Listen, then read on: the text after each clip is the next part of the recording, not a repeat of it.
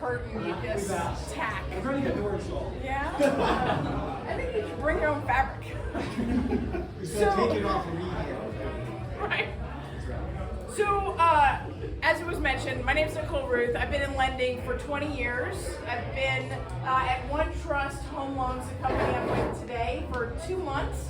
So we just made the move, and the reason we made the move was for the products. And I'm going to talk to you a little bit about some of the loans that we do, not as a sales pitch, but so that you know what loans are available. I want to talk to you about like the FHA, the conventional loans, and then I want to talk to you about non-QM loans. But I'm going to do that in a hot minute. First, I just want to tell you who I am, and then kind of some of the things that I feel are so important, especially in this market. So, as I mentioned, I've been in lending for 20 years, but more importantly, I think we own 24 doors. This is my husband, Peter Rueth. I drag him around with me. Michelle is on my team. And so I have 24 doors, 2 commercial buildings, and 3 kids aged 21, 22, and 24 who own their own homes. And that, to me, is the brilliance, because this is the opportunity to literally change the trajectory of not only your life, but now I've changed their lives, right? This is generational. I grew up on food stamps. I did not have any money, nobody taught me this, and nobody helped me. But I did it through hard work, and I didn't learn it. We purchased our first home when I was 30. We purchased our first investment when I was 40. So it's not about, well, she had a leg up, she must have known, she had money, she started early, right? Any of those things. If you can start earlier, if I can talk to somebody and get them to start at age 21, like my 3 kids had the advantage of, like even better, because time is on your side. But just because you're not 21, it doesn't mean you don't have opportunity. You only don't have opportunity if you don't think you have opportunity, right? So you got to learn the system so you can work the system. So in that vein, I want to talk to you a little bit about some of the lending opportunities that you have with just the straight traditional financing. Because right now, a lot of buyers are getting out of the market. They're fear-based, and it's a factual fear. Like, it's not a made-up fear. This economy is scary, right? What's going to happen with my job? What's going to happen with my liquidity? How much are my assets going to be worth 1 month, 3 months, 5 months from now? I need to have reserves in place, right? All of those things are valid. Don't discount them, and don't overstep what you can't afford, right? A lot of people lost a lot in 2008. It was a very, very, very different economy. The housing market was overexposed tremendously. It's not that way anymore. Now, having said that, you can overexpose yourself. You can over-leverage yourself. You can choose to buy even when you shouldn't, right? So those are the conversations that you should be having, looking at your finances. And if you're able, and if you've done the research in your own I put the plan together, you should buy. I can't say that strong enough. You should be buying right now. And you're like, but prices are up. Rates are up. I don't want to buy. This is like the dumbest time to buy, because if prices crash, I'm going to wish I didn't buy. No, it's the smartest time to buy, because I'm going to tell you what's going to happen, all right? So as we go into this next market, right now we're coming off of the 2 hottest years real estate literally has ever seen. We've gained 44% in the last 2 years in appreciation. That is not okay. And it's not normal, and it's forcing first-time homebuyers out of the market, right? Prices went too high. So prices have to regain some of that unrealized gain. Now, if you purchased in March, I'm sorry, you lost money. But if you purchased 1 year ago, 2 years ago, 5 years ago, you're sitting on incredible equity. And in fact, the most recent report that just came out is delinquencies, mortgage delinquencies is actually going down, not up. People are not missing their mortgage payments because they have 2.5 interest rates, right? They're holding on to everything that they've got. And if they have to sell, they'll just sell. They're not going to foreclose. They're barely going to short sale. They're just simply going to sell, which is going to put it right back on the market. And if you don't buy it and somebody else doesn't buy it, a cash investor is going to come in and buy it. There's a lot of buyers in today's market. In order to have a crash, you need a loss of equity, you need a massive economic event, and you need a lack of buyers. we don't have a lack of buyers. There's a lot of investors that are willing to buy if you're not. So what's going to happen? We just gained all of this equity. We're going to lose some of it. And I don't know, rightfully so. I can be debated on that. We went up too high. We're going to back off on some of that. Nationwide, we're going to end up at about 9% appreciation for 2022. Let me repeat that. 2022 is going to land at 9% appreciation. The historic average is 3.6. We're still going to land at 9. So next year, maybe we land at 2 or 0, right? Or maybe it's -2. Is that really the end of the world? It is if you plan on selling. But I don't plan on selling, not a single one of my investments. I'm holding. Whatever I lose, I will regain. It's a long game. You guys are here for the long game. If you're fix and flippers, maybe you're trying to take advantage of the market. And I actually have a lot of fix and flippers right now, buying on discounts, right? They weren't buying last year, but they're taking advantage of right now. So we're gonna go through this for the next 8 months, give or take. That's my theory is only because of the paper it's written on, right? Just like everybody else. But my theory is 8 months, and here's why.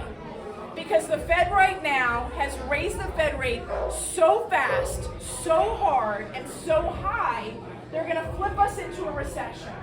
They caused this, and now they're going to break us unwinding it, right? So here we are, we're going to raise it up. So they're going to raise it up 0.75% November 2nd. If you have any money and you want to have a conservative bucket of money, put it in 1-year treasuries right after November 2nd. That'll go up to over 4.5%. You're going to make some money on your 1 years, right? So they're going to raise it up 0.75%. Then again in December, probably 0.5%.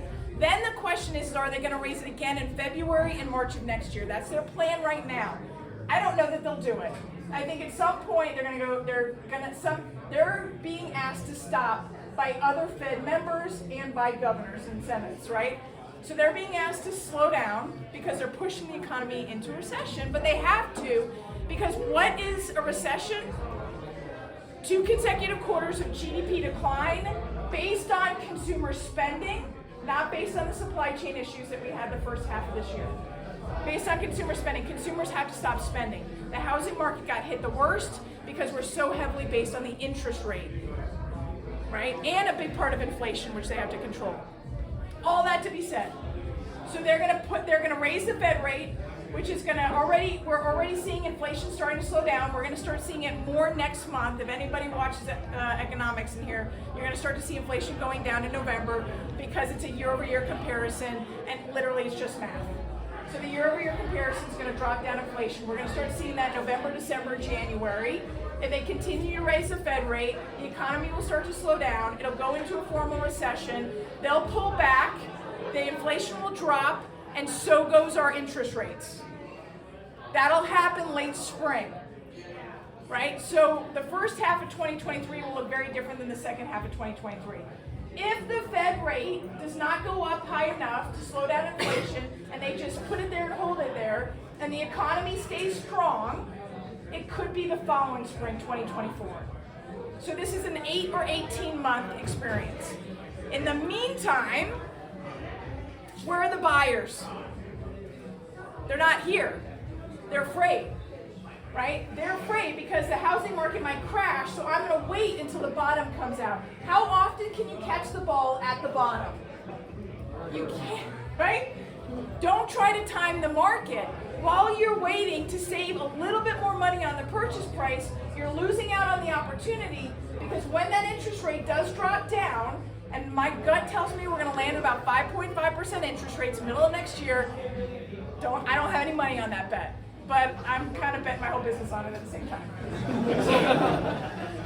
So if it does do that, and if we drop down to 5.5, who's going to come back on the market? The buyers, all the buyers. Generationally, before COVID, the largest age group was 29 years old. The average age of a first-time homebuyer is 33. They were 29. They were anxious to buy homes. And bam, then they couldn't, because they couldn't get in. They didn't have enough money, and they couldn't go $200,000 over asking. So they started to get in when they finally could get in, but then we realized we were at the top of the market, then it started to come down, and they all got out of the market. Oh shit, right? So now they're all sitting on the sidelines, and they're all gonna come back in when the interest rates drop down. And then where are you gonna be? Back in a competitive market. Not like we saw last year, but it's gonna be more competitive, and you're not, as investors, gonna have the kind of negotiation opportunities that you have today. Pay a little bit more money, and then even with the higher interest rates, you can refinance next year when the rates go down, right? You're not married to that rate. You're buying the opportunity. The sellers are giving away gold right now. I just got a buyer under contract. The house started at 1.3. They just went under contract for 890. Right? It's happening. That was a pretty big spread, but it is happening. To see 25, 50, 100,000 under asking is not surprising to me right now. Because with higher interest rates, you get softening prices. When the interest rates go down, the prices go up. That is just math, right? So let's talk really quickly on financing options. And you just show me when I got like 2 minutes left. I don't track it. I can talk for a very long time, so I'm just... I can relate. That I can talk for a long time. No, that I can talk for a long time. Not just me. All right. So really quickly, financing options. So if you're a renter today, you're paying 100% interest. Don't bitch when I tell you the interest rate is 7. Because you just traded 100 for 7. Get over it. Right? Don't tell them that. I don't like that. Okay, so you need to get out of renting and you need to get into a home. Colorado Springs has the most incredible rental opportunities. You guys are blessed beyond what Denver has. Number one, not only is Denver more expensive, but we don't have this you guys find all the single family homes with all the auxiliary dwelling units and all the second rental. I'm just like, I want 10 of those, right?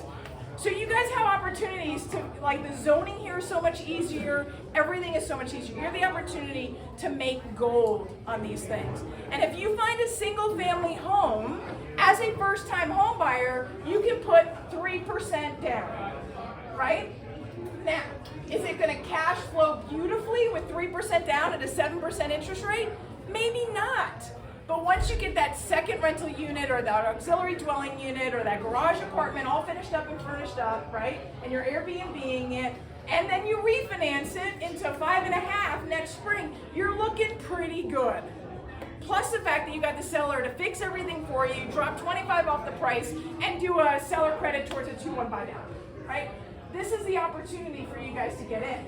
So if you're a first-time home buyer, and you have the advantage of getting a duplex or tri or quad, now I can use the rental income on those other units. It has to be a legal unit though. It can't be a single family home with the apartment in the basement. I can't use that rent. But I can use the other unit rents, right?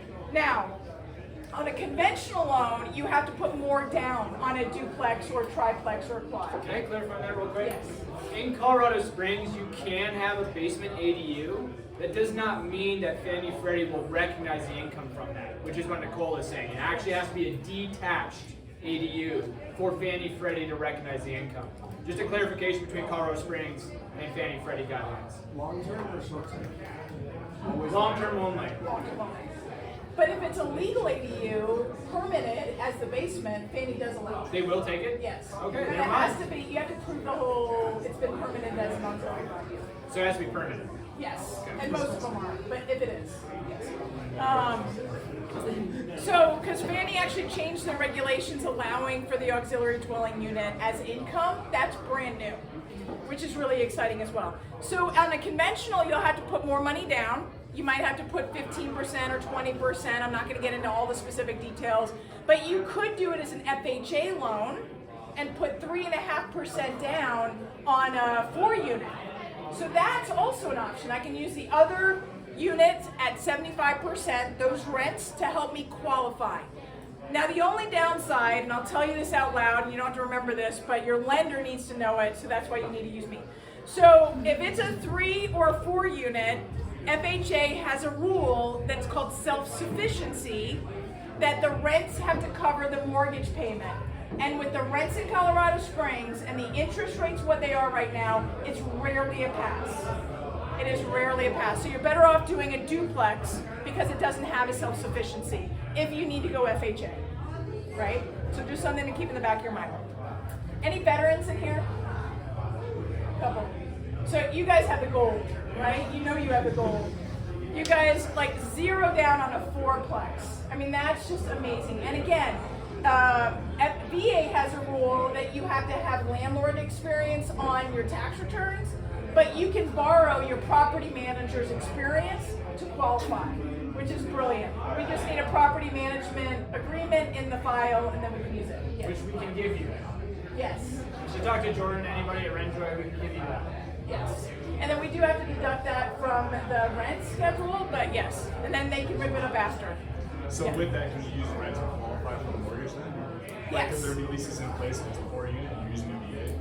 Yes, yeah, I can use 75%. In fact, it's better if there aren't leases in place because I'm going to use the lower of 75% of the current lease or 75% of the appraiser's determination of market rent.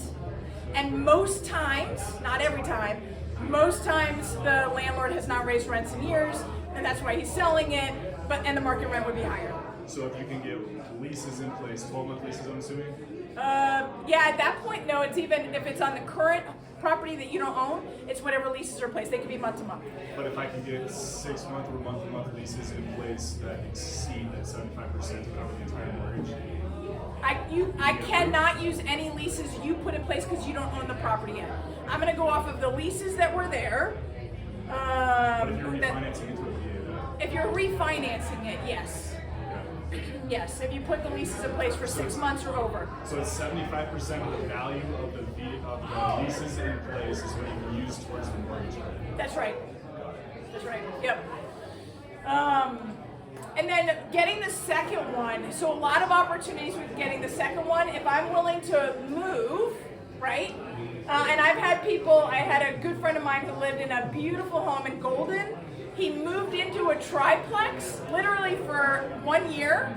He fixed it up while he was living there, and then he moved back into his beautiful home.